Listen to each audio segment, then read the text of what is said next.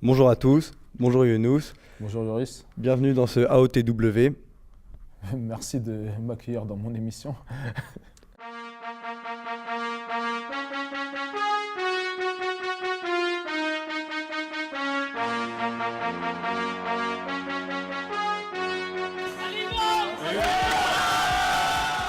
On est de retour dans AOTW avec le manager général d'InnovSquad, félicitations.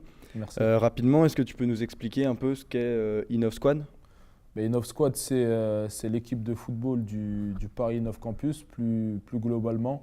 C'est l'équipe de football du groupe Innov à Paris. Ok, et d'où vient ce nom? On s'est inspiré un peu des équipes nationales de football qui avaient toutes un nom différent. Si on prend l'équipe de France, par exemple, ce sont les Bleus. Si on prend l'Espagne, c'est la Roja. Si on prend le Brésil, c'est la Seleção. Et si on prend, par exemple, l'équipe nationale italienne, c'est la Squadra Azzurra. Donc voilà, il fallait donner un nom à cette équipe, qu'on parle plus d'un nom d'équipe, type InnovSquad, par exemple. Voilà, que lorsqu'on name l'équipe, on sache de quoi on parle, plutôt que l'on parle de l'équipe de football du Paris Innov Campus. Ça faisait un peu long d'ailleurs. Donc tout au long de cette année, c'est toi qui as dirigé cette équipe C'est ça. et tu as réussi brillamment à l'amener jusqu'en quart de finale du tournoi, du championnat des écoles de football parisiennes. Encore une fois, je te renouvelle mes félicitations. Merci. Donc tu as été élu meilleur manager de l'année. Comment est-ce que tu t'es retrouvé à cette position de manager et quel bilan en tires-tu? La position de manager, j'ai été nommé.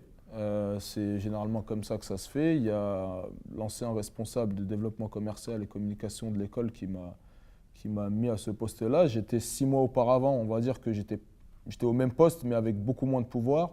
J'avais plus un rôle de supporter, un rôle d'observateur extérieur. Et quand il a fallu vraiment structurer les choses, j'ai été nommé donc à ce poste.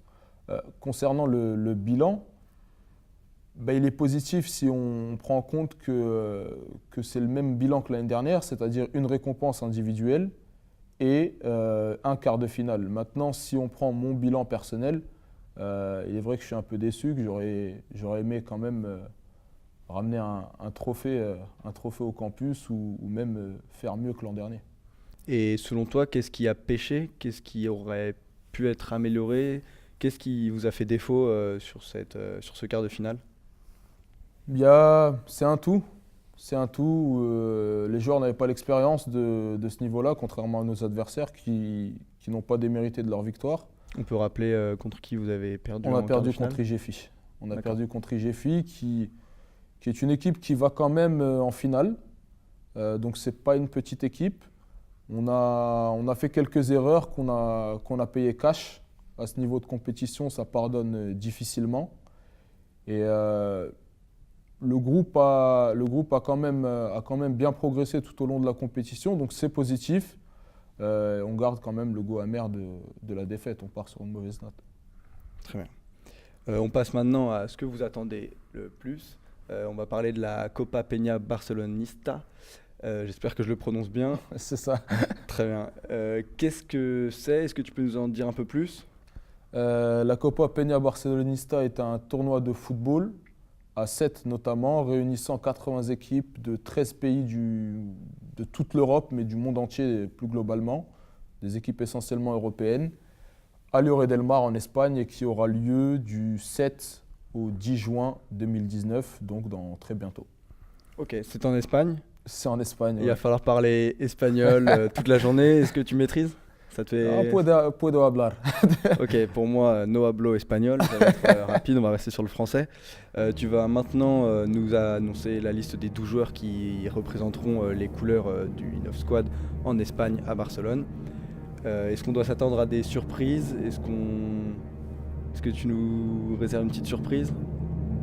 Alors déjà, la première surprise, c'est que je devais annoncer 12 joueurs et je vais en annoncer 18. Ça veut dire que c'est une liste élargie avec des réservistes, donc pour garder un groupe sous tension un maximum, garder les joueurs concentrés le plus possible et surtout pour pallier à d'éventuelles blessures futures. L'annonce finale se fera dans la foulée. généralement. Ensuite, en ce qui concerne des surprises, oui. Il y a des joueurs qu'on attendait peut-être qui ne seront pas là. Il y a des joueurs qu'on n'attendait pas du tout qui sont dans cette liste. Et on va la découvrir tout simplement. Très bien, ne perdons pas plus de temps. Pour les gardiens, Younous. 3 gardiens, Zolat Milandou, Koldefi Lowen et Orar Thomas. Excellent. Pour les défenseurs maintenant. Pour les défenseurs, Nsiemo Précieux, Touré Mahamadou, Swidi Ilyes, Goraf Mohsin, Constant Alexis et Lancry Jean-Samuel. Passons tout de suite au milieu de terrain. Diakate Mamadou, Koufi Salim, Arb Hassan, Mansour Farouk et Cyril Gendi. Enfin, on termine avec les attaquants. Koufi Youva, Faler Antoine et Magasuba Bangali Fodé. Dans cette liste, on note 2 absences. Adrien Leb et Sam Lateb. Ils ont joué 10 matchs sur les 13 au total. Et pourtant, ils ne sont pas dans cette liste. Est-ce que tu peux expliquer peut-être ton choix ? Déjà, je vois que tu as bien fait tes devoirs parce que 10 matchs sur 13, je ne l'avais pas forcément retenu. Sam Lateb, c'est peut-être le joueur le plus technique de l'équipe. Tout le monde l'identifie comme tel, en tout cas les joueurs le reconnaissent comme tel, le staff également. Sam Lateb, j'ai eu une discussion avec lui. Il n'est pas forcément opérationnel pour ce projet. C'est un regret général. Je pense qu'il y a certains joueurs qui auraient aimé l'avoir avec eux. Moi, le premier, j'aurais aimé l'avoir avec nous dans le groupe. Malheureusement, il a fait le choix de ne pas faire partie de ce projet et on a obligation de respecter son choix. Concernant Adrien Leb, puisque tu poses la question, je l'ai très peu vu pendant la préparation. Alors, tu as cité 2 noms, ce n'est pas les 2 seuls, il y en a d'autres. J'avais précisé que voilà, la préparation allait être importante, la préparation avec le groupe notamment. Et sur les matchs de préparation ou sur les séances physiques, je l'ai très peu vu. C'était difficile pour moi et pour mon staff de prendre une décision sur ce cas-là, de l'emmener avec nous, au détriment de personnes qui, elles, ont fait toute la préparation. Okay. D'un autre côté, on a des joueurs qui ont été très peu utilisés tout au long de la saison, mais qui figurent dans cette liste. On a notamment Thomas Orar, seulement 2 matchs et absent des playoffs. On pourrait citer aussi Ilyas Swidi, 3 matchs. Leur arrivée dans l'équipe, est-ce qu'ils t'ont impressionné sur les dernières performances ou est-ce que ça s'est passé pendant la prépa ? Y a un peu des deux. Je vais prendre l'exemple d'Ilyas plutôt, qui est vraiment concerné par ce que tu viens de dire. Ilyas a progressé tout au long de la saison. Il ne jouait pas forcément au bon poste au départ. D'accord. Et en le replaçant, on s'est aperçu que vraiment, il était plus défenseur que milieu déjà. Donc ce replacement de position sur le terrain a permis d'augmenter un peu son rendement. Ensuite, sur la préparation, il faut être limpide, il faut être exhaustif. Il n'a pratiquement rien manqué de la préparation. C'est l'un des joueurs les plus méritants sur cette préparation et c'est quelqu'un qui est apprécié par l'ensemble du vestiaire. Concernant Thomas Orar était absent des playoffs, mais j'avais été clair avec lui. Pour moi, il n'était pas exclu de l'équipe du tout. Je comptais encore sur lui. Et voilà, la rotation des gardiens, elle est simple, c'est que ça se juge aux performances, aux entraînements. Celui qui est performant, il joue. Celui qui ne l'est pas, malheureusement, il a peu de temps de jeu. Et rien n'est arrêté. Rien n'est arrêté, d'autant que voilà, même son absence au play-off, il l'a prise positivement. Il n'a pas boudé, il n'a pas râlé. Et c'est quelque chose que moi et le staff apprécions.